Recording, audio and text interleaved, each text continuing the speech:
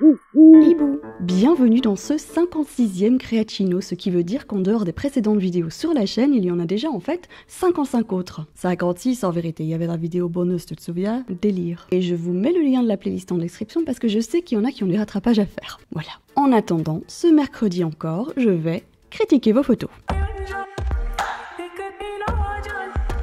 Alors quand j'ai vu cette photo sur le drive, elle m'a tapé dans l'œil tout de suite, je la trouve vraiment super cool. Moi-même j'ai souvent joué avec des feuilles volantes et j'avoue que j'adore l'effet dynamique que ça donne à l'image. Bah oui, c'est vraiment chouette dis. L'autre point vraiment positif à mon avis, c'est le traitement colorimétrique. Je le trouve très équilibré, plutôt agréable à l'œil, même si je vais revenir sur un petit détail ensuite. La manipulation photo est aussi très bien faite, propre et réaliste, c'est l'avantage de shooter tous les éléments dans les mêmes conditions de lumière. Alors niveau petite remarque, j'ai 4 petits trucs à dire. J'ai remarqué que les doigts de la main qui tient le livre étaient vachement clairs par rapport au reste. Ce qui est logique vu que la lumière semble surtout venir de ce côté, mais malgré tout, ne fût-ce qu'avec un petit traitement localisé, je l'assombrirais un peu. En plus, j'ai pas l'impression que ce soit cramé du tout, donc tout va bien, et continue à expérimenter avec les lumières, t'es vraiment sur la bonne voie. 2 petites suggestions, quelque part entre réalisme et créativité. Alors prépare-toi parce que là c'est du solide, je t'encourage à tenter d'intégrer les reflets des pages dans tes lunettes. Ah, tu vas pas bien en fait.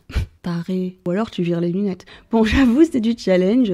Devrais-tu prendre les photos depuis ton point de vue et les incruster ensuite dans tes lunettes? Devrais-tu tester un reflet réel pour voir à quoi ça devrait ressembler? Devrais-tu utiliser les images que tu as déjà et voir ce que tu peux en faire? À toi de voir. Mais je trouve ça amusant de te suggérer l'idée. 3e point, et c'est sûrement le plus important, c'est la composition. Je pense qu'elle ne respecte pas suffisamment les zones de force de l'image. En gros, en regardant ta photo, j'ai ressenti un manque d'espace, surtout en haut et un peu à droite, et en vérifiant sur Photoshop, je pense que c'est vraiment une histoire de règle des tiers en fait. Si j'étais toi, je partirais plutôt sur un cadrage de ce type en positionnant le regard surtout sur un des points de force. Et j'ai d'ailleurs remarqué que toutes les images de ta série gagneraient d'ailleurs en qualité avec un cadrage un poil différent. Sur celle-ci, la table est bien placée mais ça manque un petit peu d'espace en haut. Ici, l'image pourrait presque être divisée en 2 carrés, ce qui est un petit peu bizarre.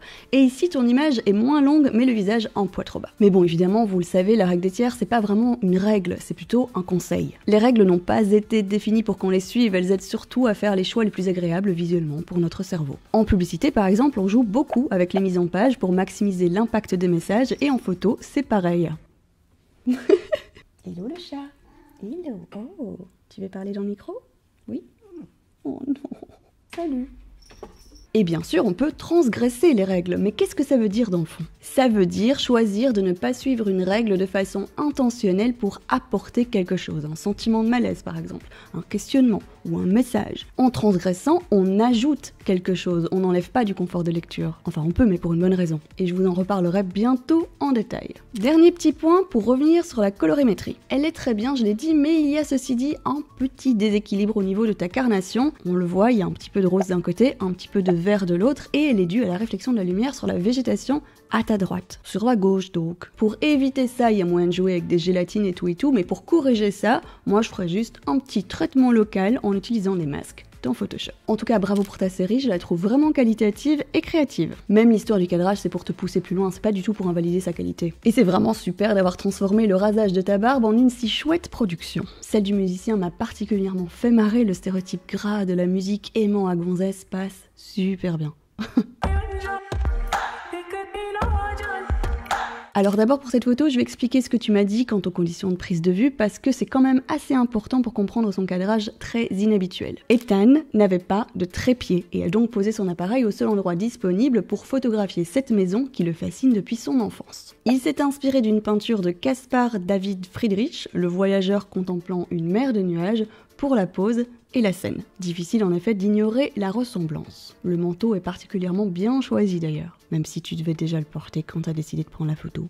En tout cas, personnellement, j'aime bien les photos qui connectent quelque chose de l'auteur au spectateur, et ici ta fascination pour cette maison très personnelle ajoute de la profondeur. Ensuite, j'aime ton traitement noir et blanc qui a un petit côté entre peinturesque et rétro. Et je sais que tu trouves la pose un peu trop figée de ton côté, mais moi ça m'a pas choqué, je trouve que ça fonctionne. Ceci dit, j'ai quelques remarques et pistes d'amélioration qui ne devraient pour la plupart pas trop te surprendre. Première remarque, je choisirais un cadrage plus allongé dans le but de virer le gros bout de route à l'avant qui n'apporte pas grand chose et qui perd un peu le regard. Le fait que la photo ait été prise d'un point de vue plutôt bas est cool, mais la route prend vraiment trop de place. Ensuite, et là, pas d'autre choix que d'y retourner avec un trépied et de lui faire vraiment honneur à cette maison. Pour info, il existe des trépieds super légers que tu peux emmener partout. Plus léger que le Be-Free, je crois, de Manfrotto, que j'aime mais qui est pas si léger.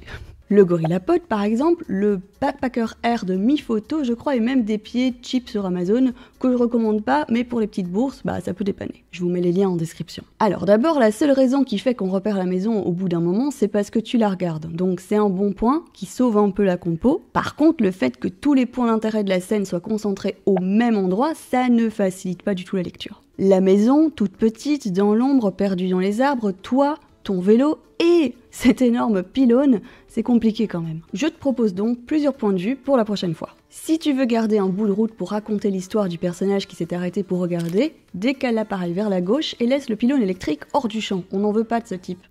Ce type. Il coupe bien trop l'image. Je pense que le personnage peut tenir son vélo à une main, par exemple. En gros, simplifie la lecture pour raconter l'histoire d'un mec qui tient son vélo, qui regarde une maison au bord de la route, sur laquelle ce mec roulait, et maintenant il est arrêté pour regarder une maison sur le bord d'une route, parce qu'elle a attiré son attention. Peu importe où il allait, il est maintenant là, fasciné par cette maison. C'est ça l'histoire. Autre point de vue, tu peux retirer la route, tu peux même avec un GorillaPod accrocher l'appareil sur le pylône, moins de liberté, mais c'est une option. Tu peux lui laisser le vélo dans le champ, ce qui ajoute un côté surréaliste. Tu peux intégrer une partie du vélo à l'avant-plan pour suggérer qu'il attend sur le bord d'une route. Il a une béquille son vélo. Ou alors, tu vires complètement le vélo et le personnage se retrouve juste plongé dans la contemplation. Si ton point de vue est bas, intégrer quelques grandes herbes à l'avant-plan, ça peut être assez sympa. Et puis maintenant, parlons de la maison. Parce que pour faire ressortir la maison, je te propose 2 techniques, ou 3, tu verras. 1. Tu peux, lors du post-traitement par exemple, traiter le vert des arbres et la couleur de la maison différemment sur ton noir et blanc. Ou alors, tu utilises un traitement localisé. 2. Je te conseillerais peut-être de checker le déplacement du soleil pour voir l'angle qui t'apporterait la meilleure lumière. J'aime vraiment l'ambiance lumineuse de ta photo, on dirait une aquarelle, mais un tout petit peu plus de lumière sur la maison, latéralement par exemple, ça serait top. Et si en plus tu chopes un peu de vent, ça pourrait faire voler ton manteau. Mais attention à bien stabiliser ton trépied évidemment. Ah bah oui, sinon bonjour la catastrophe. 3, dernière idée, mais attention là je pars en mode délire total. Si tu as des flashs ou si un jour tu te lances dans le strobisme, chope 1 ou 2 flashs et modèle cette scène juste avant la nuit. Un flash pour éclairer la maison et l'arbre à les positionner à côté mais déclencher à distance. Et un autre peut-être en backlight pour illuminer ta silhouette. Ça peut ne pas te parler mais j'avais envie de le suggérer. Dernière petite remarque, je sais pas si t'as fait un peu de clarté négative ou quelque chose d'autre qui donne cet effet un peu dreamy, mais ça m'embête un peu l'impression que ça bave autour du personnage au niveau du contraste avec le ciel, donc je ferai attention à ça. Après c'est peut-être une préférence personnelle. En tout cas, si tu retournes faire une photo là-bas, n'hésite pas à me l'envoyer ou même juste à me taguer sur Insta, je partagerai peut-être même ça sur le compte Réflexe Créatif. Et sinon, les boudins, je lance le thème autoportrait pour les critiques de photos, dont ces 2 photos d'ailleurs auraient pu faire partie. Et pour me faciliter la vie, j'ai créé un autre formulaire dédié au thème. Je vous encourage donc à y envoyer vos images avant la fin du mois de juin. Je ferai une ou plusieurs vidéos spéciales, j'expliquerai aussi comment moi je prends mes autoportraits et probablement d'autres petits trucs. Si vous avez regardé jusqu'ici, déjà merci, et ensuite racontez-moi comment vous avez commencé à prendre des photos et à découvrir que vous aimiez ça. Et en attendant de vous lire, moi je vous dis salut les boudins et à demain matin pour un nouveau Creatino.